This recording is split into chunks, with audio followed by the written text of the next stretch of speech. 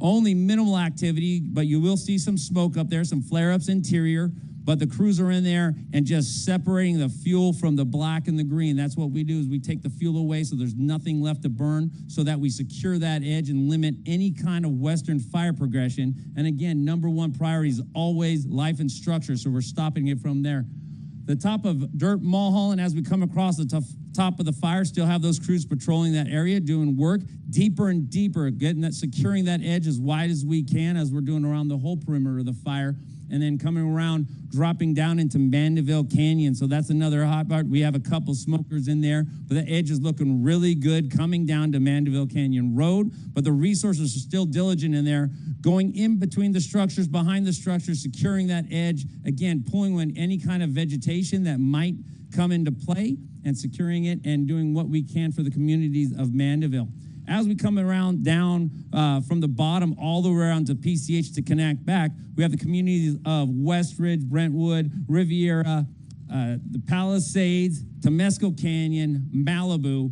What we're doing in there, it's more of a structure issue that we're dealing with there. So we have crews in there scurrying around all the streets, patrolling, finding any hot spots that they may found around the structures, concentrating on the structures that are still standing so that we make sure that nothing comes in them. So they're going all the way around using hose line, hand tools, whatever they need to do to make that safe for that structure and the home and defend. And again, number one priority is always life in the structure defense. We always plan to keep the fire as small as we can, but we prepare for something bigger. We always have resources out there looking on the outside, building a contingency line, which is an extra line on a different layer on the outside all around the fire.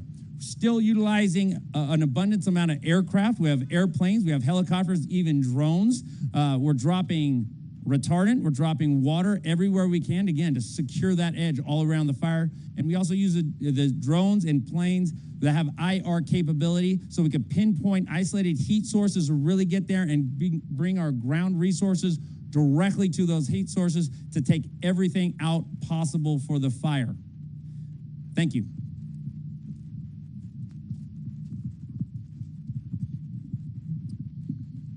Next up, our incident meteorologist with a briefing on fire weather. Good afternoon, everybody. Rich Thompson, incident meteorologist with the National Weather Service, assigned to the Palisades incident. On the 7th, when this fire broke out, the area was experiencing what was one of the strongest Santa Ana wind events that we've experienced in several years. And that's extreme Santa Ana wind event produced some very extreme fire weather conditions.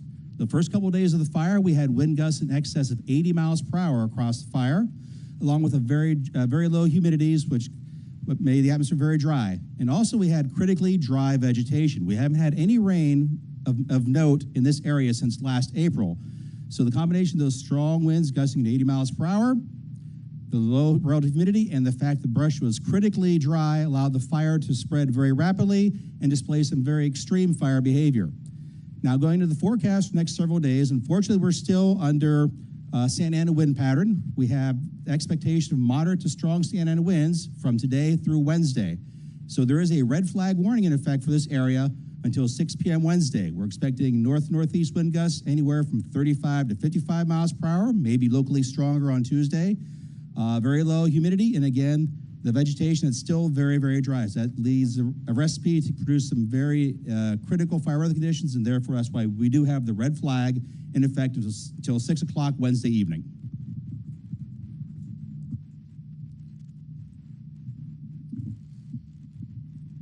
Next up, Chief Crowley, Los Angeles Fire Department.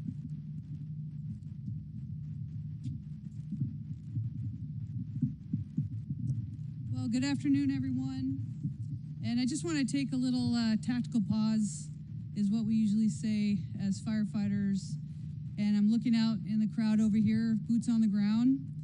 Thank you for being here. Thank you for supporting the LAFD.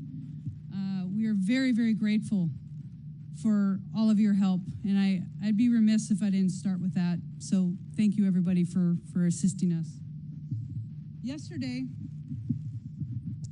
I visited several of the impacted Palisades Fire areas to meet with LAFD firefighters who were first responders to this natural disaster. While the fire's destruction is absolutely heartbreaking, The overwhelming support from across the Los Angeles region is absolutely inspiring. Your LEFD firefighters remain steadfast with their unwavering dedication, commitment, and they are working around the clock as if everybody else who's here assigned to this incident. And this is just not for the Palisades Fire, but for our entire city and region. And I'm telling you, they're doing everything they can to put these fires out. Right now, at least from the LEFD side, we're focused on two things: containing the fires and saving lives and protecting property. With the impending winds, we got to pay really, really close attention to this. This wind event is approaching us, and it's approaching us very, very quickly. I want to reassure you that your LEFD, all of our regional partners, every single agency that has come from up and down this state and outside of the state, we are ready. Mayor Bass, Chief McDonald, myself, our city leaders are fully committed to ensure that we're ready for this next event. Now, what do we need from the community? And I tell you, we need your help as much as you need our help. We need you to stay informed. Please stay informed with trusted news and official updates. Be prepared to evacuate. We keep going back to that. But with this next wind event, got to stay informed. Follow all evacuation warnings and orders. And the key here is without delay. Also, we ask the public to stay off the roadways and away from any of the impacted areas. I tell you, I'm so extremely grateful. I started with that, but that was purposeful. We're grateful for everybody who's here to support us in one of the most challenging natural events in the history of the city. And with that, it's not over. So we need everybody to stay safe. We need to stay informed. And I tell you, from the first responders that are here, we're gonna keep fighting this fight. We're gonna get this fire out, and we're gonna rebuild. Thank you, everyone.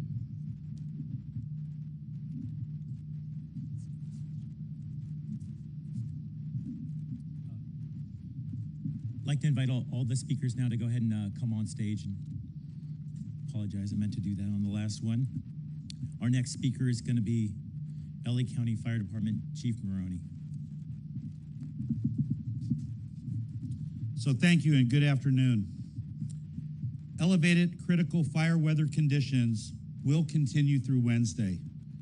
Please rest assured that your County of Los Angeles Fire Department will be prepared.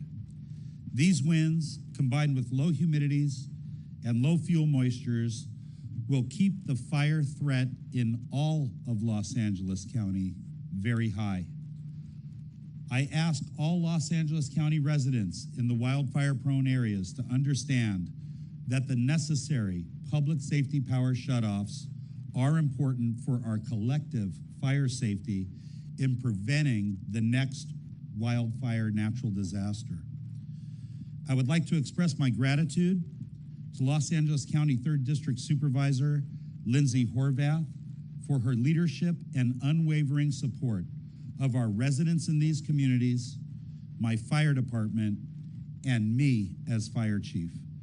To our first responders battling these fires, thank you for your relentless and fearless dedication and bravery in protecting residents and property throughout this great county.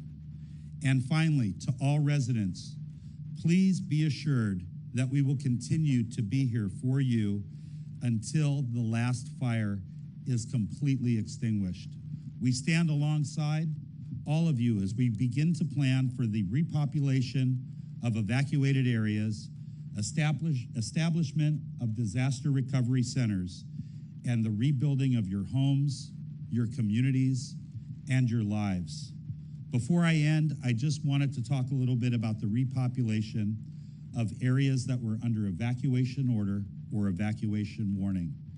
This is a priority for the Unified Incident Command, not only for the Palisades Fire, but also the Eaton Fire. Unfortunately, Those conversations are not going to begin until the next predicted red flag ends on Wednesday. So please rest assured that first thing Thursday, we will start talking about repopulation in evacuation order and warning areas. Thank you.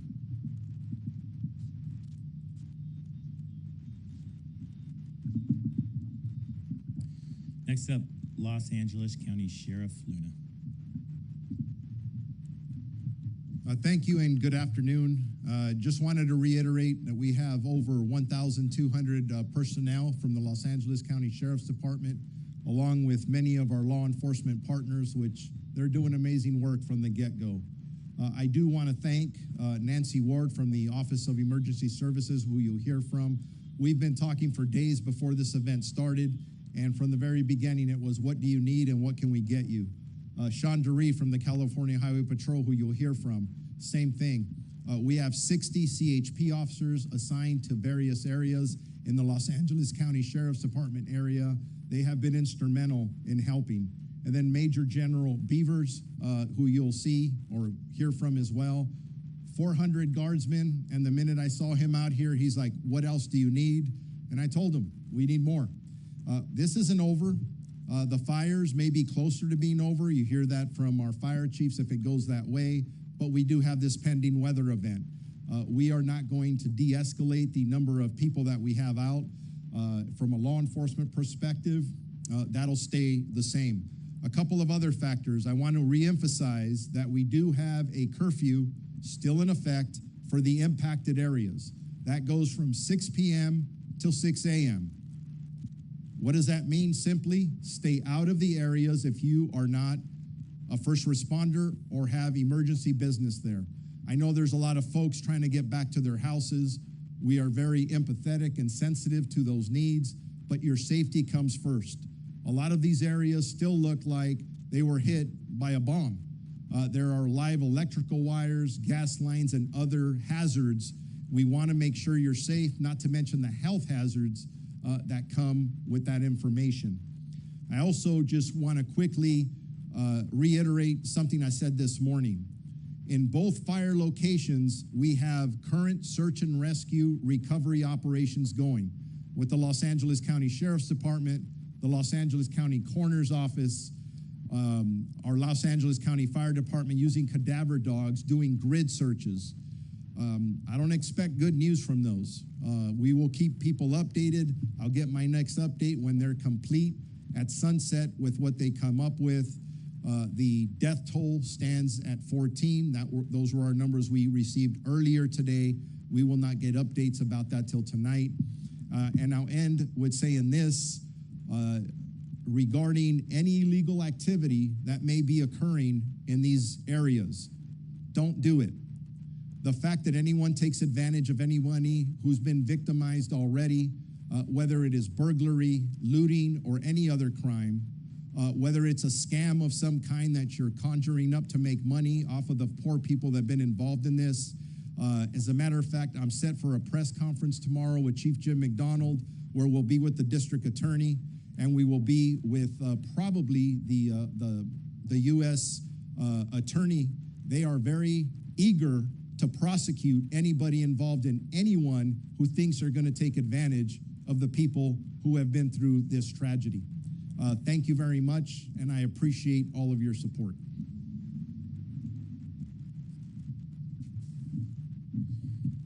Next up, LAPD Chief McDonald.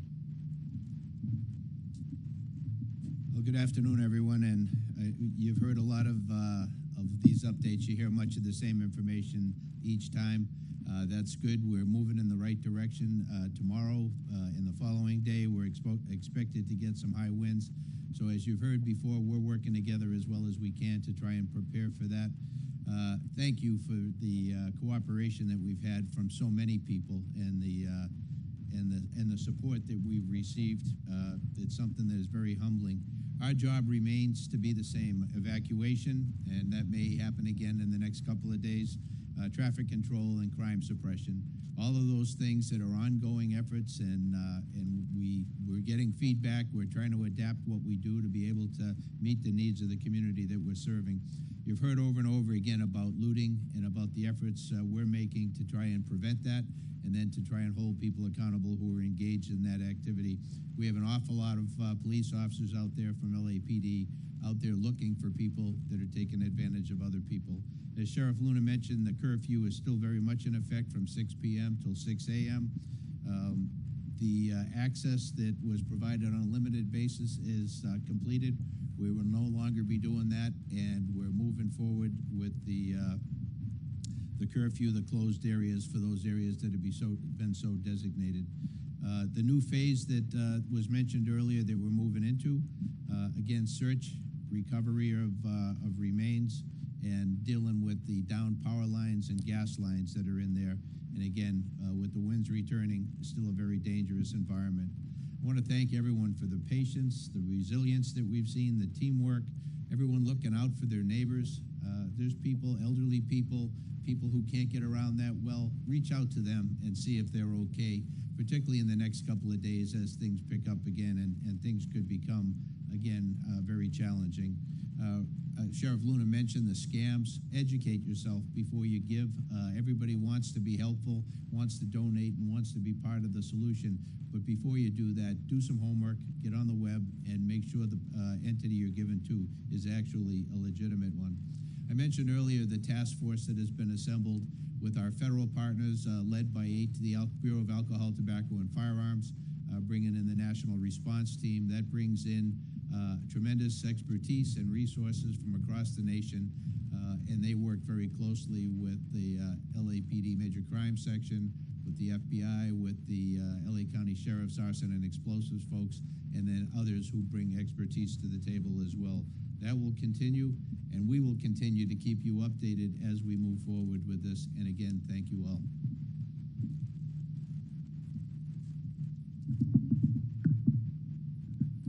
Next up, CAL FIRE Director Tyler. Good afternoon. My name is Joe Tyler. I am the Director and Fire Chief of CAL FIRE. CAL FIRE is also referred to the California Department of Forestry and Fire Protection. First, let me start by putting my thoughts to the constituents and community members of the City of Los Angeles, the County of Los Angeles, Pacific Palisades, Malibu, Altadena, Pasadena. You have gone through a tremendous natural disaster. I am proud as I drove around today to see the community helping each other, neighbor helping neighbor. I'm proud of our response by our fire department, CAL FIRE, law enforcement, EMS, our public works, and our nonprofit organizations coming together. The women and men, not only of the California Fire Service, but those who have come to support us as well.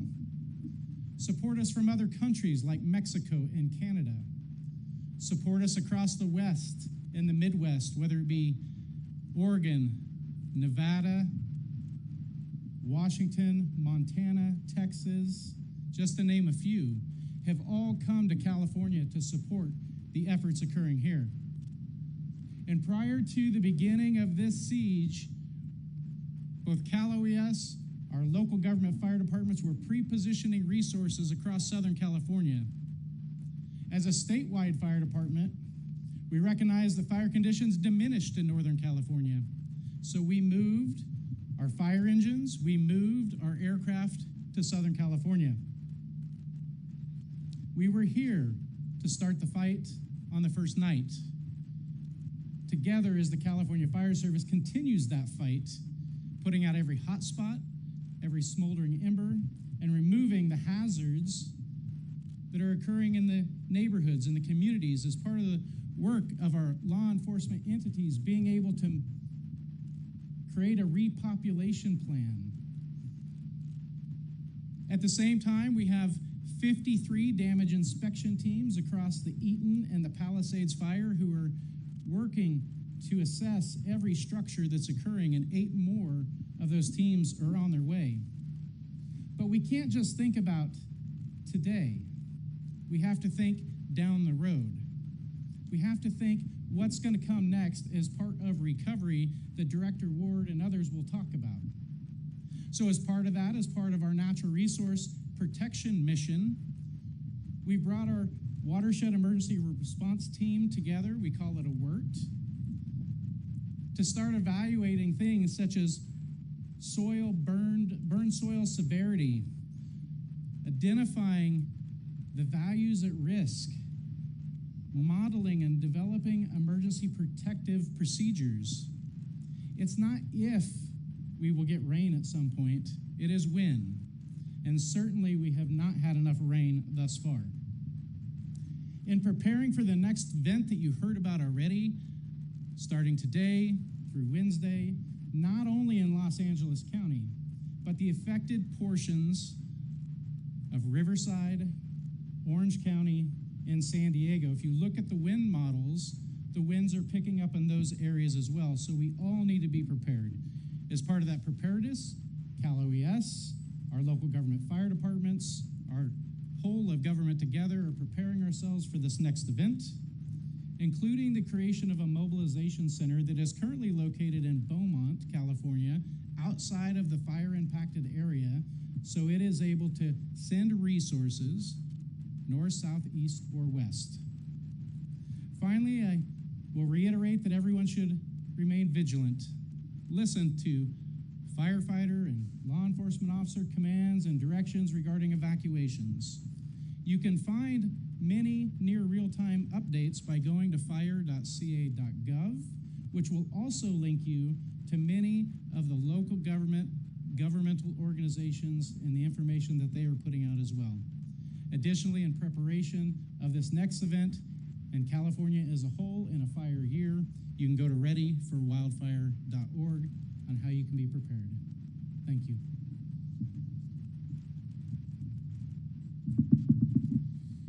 Next up, California Office of Emergency Services, Director Ward. Good afternoon. I am Nancy Ward, the Director of the Governor's Office of Emergency Services, and I too want to say that my heart goes out to all the Southern California and residents who've been affected by these fires, who may have lost loved ones, have lost their homes, or who are displaced as we speak. I'm here in Los Angeles along with the highest level of state government, where we have established the structure and the support needed for the ongoing fires and the recovery ahead. Cal OES is in lockstep with FEMA for assistance for the people and the communities affected in Los Angeles County. Assistance workers from FEMA are on the ground as we speak to help with your applications and getting assistance to you quickly.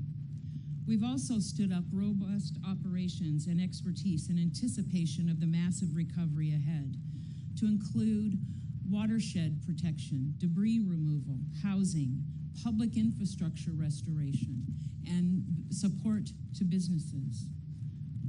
As you've heard, though, we're not out of the woods yet. We have some very significant fire weather ahead of us, and we need to provide the people and the first responders in Southern California the support that they need.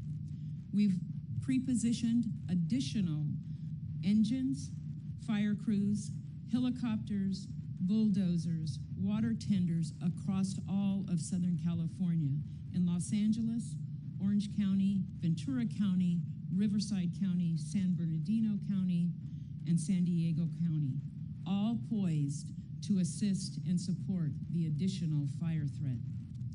The whole of government remains in place on the existing fires, including firefighters, Cal Guard, service members, CHP officers, fire dispatchers, pilots, Caltrans crews, shelter operations, and more recovery support personnel pouring into the county.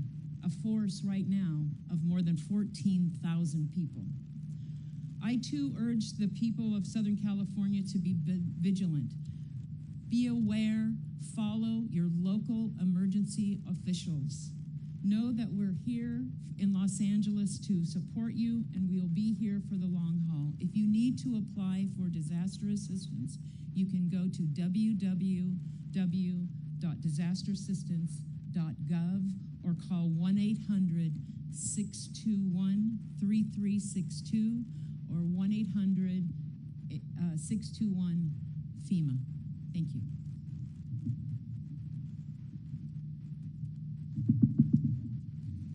Next up, CHP Commissioner Dury.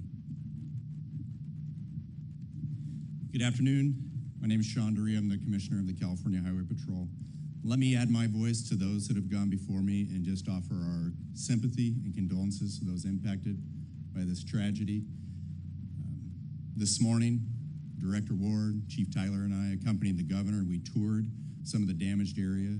It's devastating, and our heart goes out to you. For the Highway Patrol, this is personal. We are members of this community as well. Some of our officers, some of the members of our department have lost their homes and have also been displaced. And so to all of you, our thoughts go out to you, and we'll keep you in our prayers. At the onset of this event, the California Highway Patrol went on tactical alert in Los Angeles County. That means 750 officers, 12-hour shifts, days off canceled. Right now, we have 74 uniform members dedicated to fire assignments, and the others remain able and willing to respond. We're supporting the Los Angeles Police Department, the Los Angeles County Sheriff's Department, with general law enforcement, with road closures, with traffic direction, with enforcement of the curfew, and also enforcement of looters. I want to recognize our partners with the Los Angeles Police Department and Los Angeles Sheriff's Department.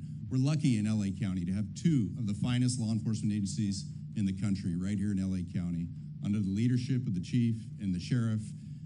They both know, they have my phone number, they know any asset that the CHP has is at their disposal. In closing, I'll just reassure the members, the people that are impacted by this, the citizens, we're in this for the long haul. The CHP will be here with our other state partners. We'll remain dedicated to this, not just through the fires being put out, but through the cleanup and also through the rebuild. Thank you.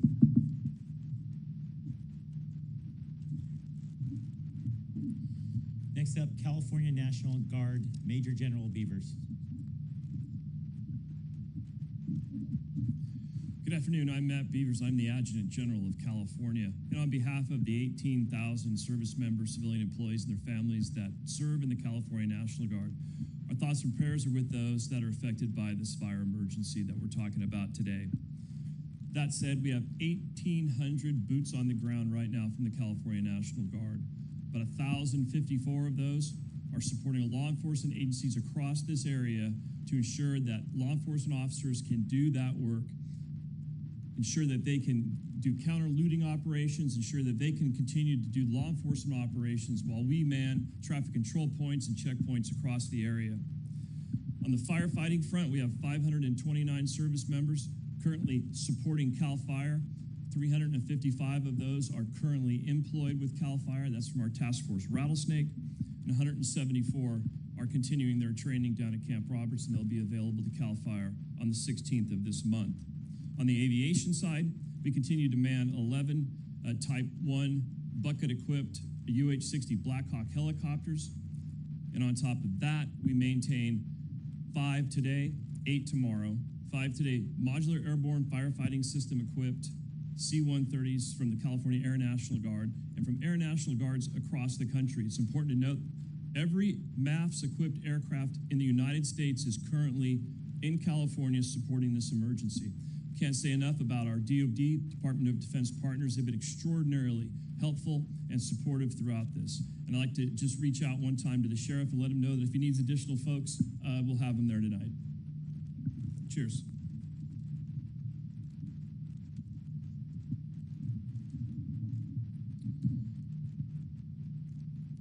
Next up, Palisades Fire Incident Commander, Chief Hudson. Well, good afternoon. I'm Jim Hudson on behalf of the Unified Incident Commanders for the Palisades incident. Provide you a brief overview of what has occurred and our actions moving forward as we stand here this afternoon. Obviously, since the ignition of this fire Tuesday morning, it's been a very dynamic situation. Resources were surged in, but anybody that was here in the first few hours or the first 24 hours will tell you that wind event was something that they've probably not experienced before, and the firefight that occurred was extraordinary. It's been, when I said it's been dynamic, along with perimeter control, we have been fighting, or we're fighting, and continue to monitor the situation of new structural ignitions in the area. So our priorities will continue to be life and safety, property and perimeter control. We have been pushing that message forward, and how we're able to accomplish that is as the weather shifts, we are moving resources around this fire as the best of our ability and prioritizing where those resources need to go. Crews have been working and will continue to work 24 hours a day. Many of them have been working over 36 and 48 hours at time, and our aircraft has been working 24 hours a day when the weather permits. We did have some periods where the wind was too strong, but we've been had good success the past few days. It's important to note that even though if you look at the acreage growth on this fire, the majority of it was ahead of Friday morning, but we have seen growth with the wind shifts in the last 2 days. And as we move forward, I want everybody to know that those flare-ups that did occur in the last couple days, we are prepared for those. Everything that has occurred has been within our primary plan, and if necessary, we'll always fall back to alternate or contingency plans. So it does look very impressive on the news. We are able to surge firefighters into those areas rapidly, and we do have a plan. We are planning 2-3 ridges away. We are planning well ahead of any communities that lie in the fire's path that could potentially be impacted, and that is part of our thought process. So I assure you that anything that could possibly occur that we are not considering and we have a plan for. So as we move forward, I just wanted to leave you with that and assure you that you have full dedication. Our unified incident commanders, represented by all the agencies on this stage, are aligned in our priorities, objectives, and we'll continue to provide you updates daily. Thank you.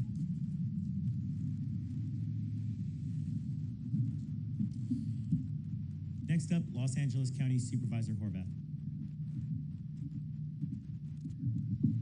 Good afternoon. At this stage of the event, I have 2 messages. First, one of gratitude. The people on the front lines fighting this fire are nothing short of excellent. They are not here by choice. They are here by calling. They are strong, they are sophisticated, and they will get this job done. We are grateful to them and to their families who are sacrificing time with their loved ones in order to ensure our safety. We owe them a debt of gratitude. Second is vigilance. We are not out of danger yet. As you just saw, we are entering yet another red flag event through the end of day Wednesday. It is essential that every resident in an evacuation zone evacuates immediately. And if you are in an evacuation warning zone, be prepared to evacuate. The best thing that we can do to support those on the front lines is to be prepared, to move swiftly, and to listen to instruction. Those who are on the front lines are giving it their all. The thing that will determine their success is whether we are partners or whether we are in their way. It is essential that we follow instructions to get this job done. Thank you once again to all who are fighting this fire. We are grateful to you.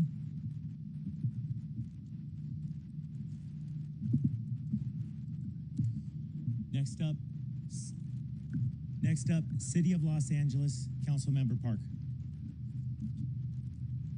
Good afternoon. I am, of course, joining us this afternoon with a heavy heart, and I'm profoundly saddened by the unimaginable devastation that has swept across Los Angeles. Obviously, raging fires have claimed more than a dozen lives, destroyed thousands of homes and beloved businesses, and scorched more than 60 square miles. Thousands of families have been displaced, their lives turned upside down in an instant. The Palisades Fire alone, the most destructive fire in our city's history, has engulfed over 23,600 acres since it erupted on Tuesday. Even now, it's only about 11% contained. The destruction is staggering, with entire neighborhoods reduced to rubble and ash. Yesterday, I was with Chief Crowley on the front lines in Mandeville Canyon as our firefighters strategically pre-positioned for that fire. Thanks to their heroic efforts throughout the night, Mandeville Canyon has been spared so far. These brave men and women from the LAFD and supporting departments from all over California and beyond deserve our deepest gratitude. Currently, more than 150,000 people in Los Angeles County are under evacuation orders, and we continue to receive new arrivals at our 9 emergency shelters. Curfews remain in place for Palisades and Brentwood, a measure that is necessary to ensure public safety as high winds are expected to pick up again tomorrow, which could potentially fan the flames and lead to further spread. This fire remains active, and as others have said, this situation is far from over. Pacific Palisades still faces dangerous conditions, including downed power lines, broken gas and water pipes, and now slide conditions because of water activity. Today, our LAPD had to suspend operations, escorting residents back into evacuation zones to receive essential items. But this decision was made because of the anticipated wind conditions and the need for escorts for our utility personnel who we have to get into the area so they can stabilize the conditions on the ground and make it safe for us to have those discussions about bringing folks back in at some point in the future. We know it will be at least until Wednesday, until the wind conditions abate. These are hard decisions, and I know that many of my constituents are disappointed and frustrated, but safety must remain our top priority. Another important piece of information that I want to share is that effective tomorrow, January 13th, parcel and postal pickup for Palisades residents will be available at Rancho Park Post Office, located at 11270 Exposition Boulevard in West LA. To my constituents here in the Pacific Palisades in particular who have lost so much, I see your pain and I feel your heartbreak. And I want to assure you that we are going to do everything in our power to ensure that you have the resources you need to rebuild your community and your lives. We can't replace what has been lost, but I am going to fight like hell to help you recover and move forward.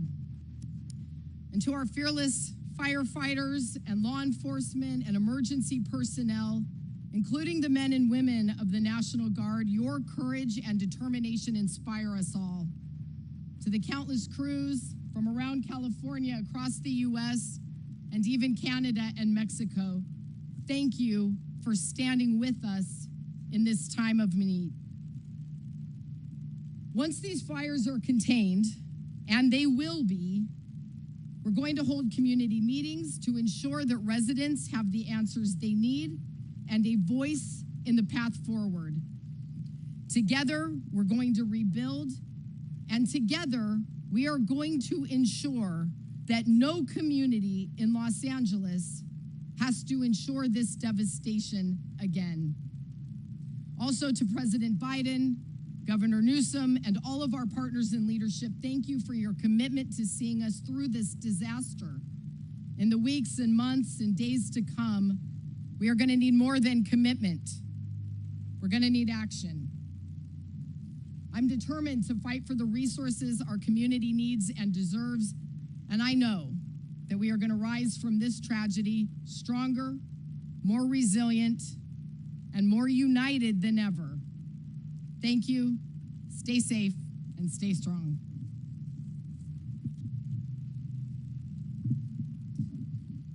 Thank you very much. That concludes our presentation portion. We'd now like to open it up to questions.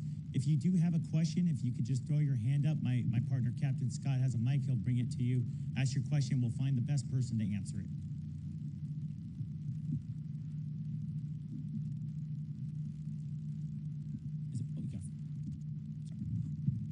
Yeah, Chase Beach, Spectrum News.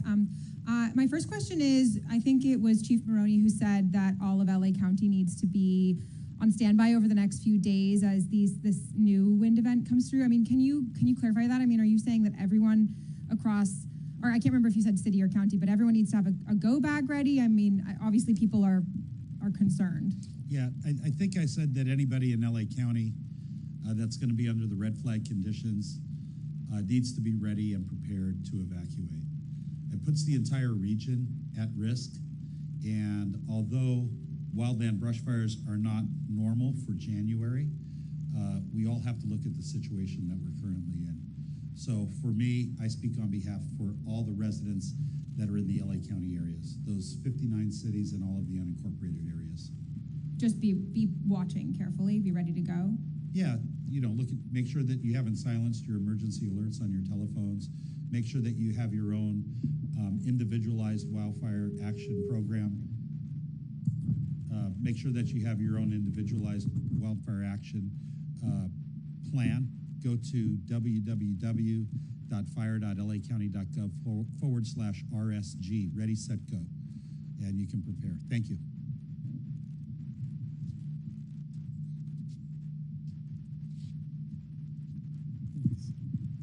Barry Johnson, KCAL News.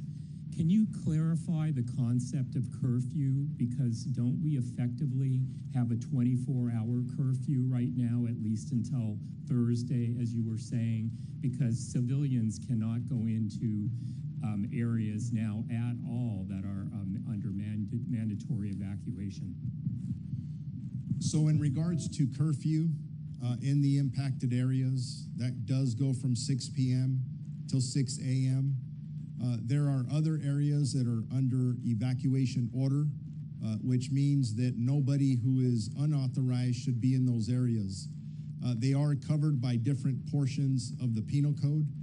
Technically speaking, if you are there during the day and you have no business there and you are confronted by law enforcement, and we've been doing a great job at it, you can be subject to arrest under a misdemeanor. I don't know of any cases where we've done that, but that is a tool in the toolbox. Bottom line is, you don't live there, you don't belong there, stay away from there. There's no reason for you to be there to not only impact the residents that have been victimized, but more importantly, the first responders who need to go in and out of there, and other utility folks that are working there to repair a lot of the things like electricity, gas, and water, and internet that are down. Matthew Bigler, KNX. Hi, thank you. This is probably a question for, I'll step back a little bit to avoid feedback. For some of the electeds, we've been getting questions from LA County residents who have heeded the evacuation orders. They've left their homes, and now they're incurring lots of expenses, food, clothing, especially shelter. Can they expect to be compensated by insurance companies, by the government? What is being put forth to help those folks who are now paying a lot of money because they can't go back home?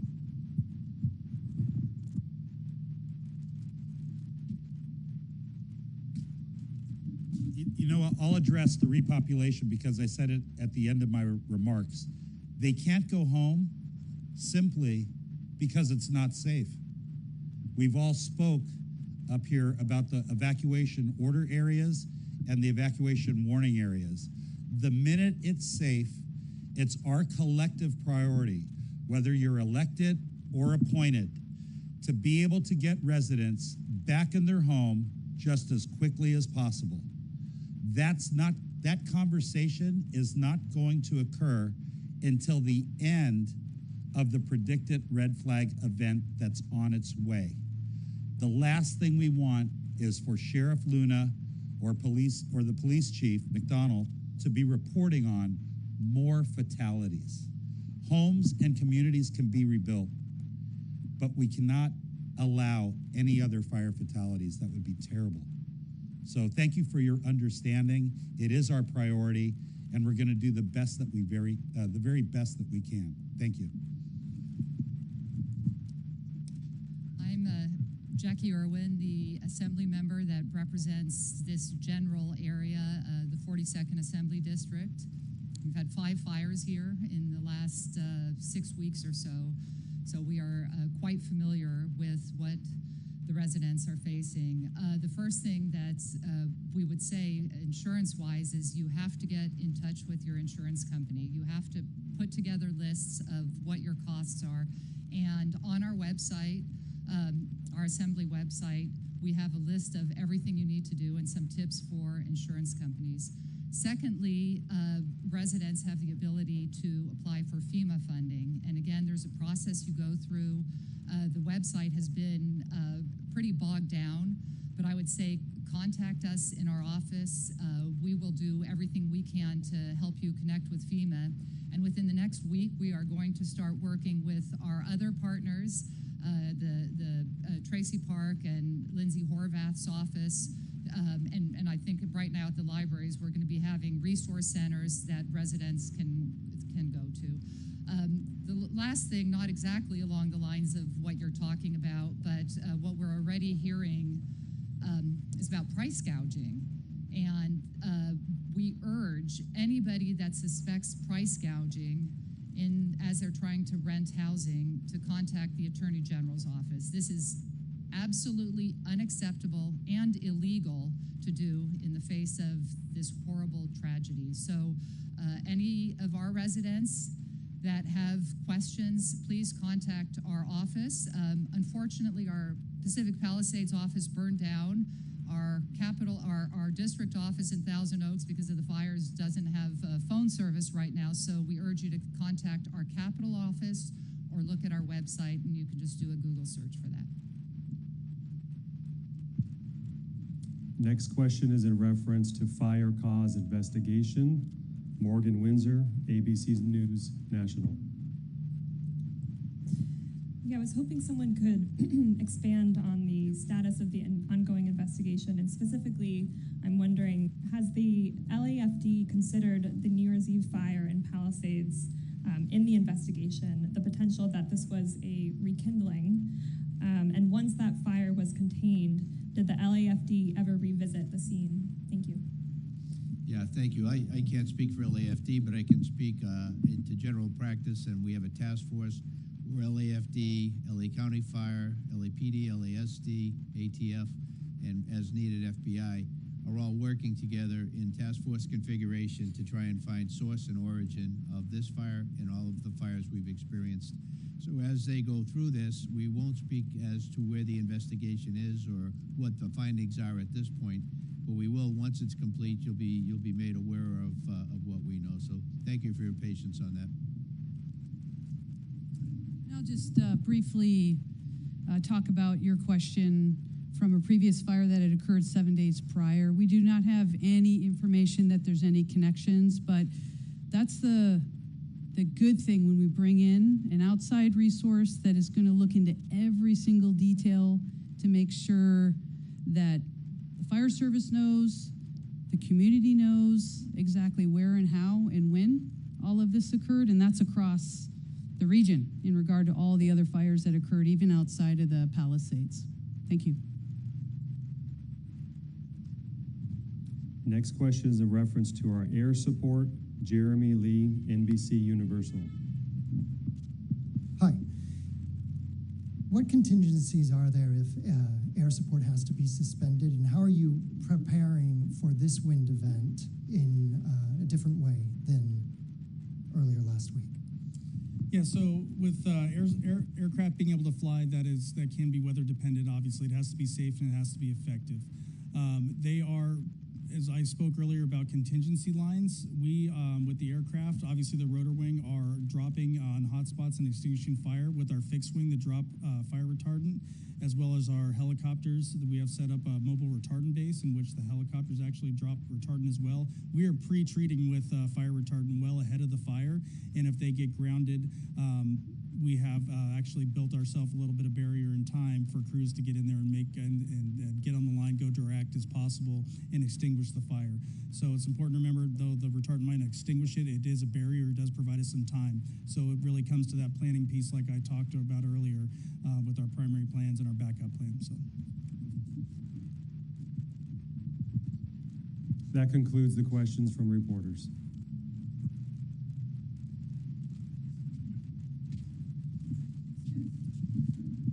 That concludes concludes this briefing. We'd like to remind folks that we are holding a virtual community meeting every night at 6:30 p.m.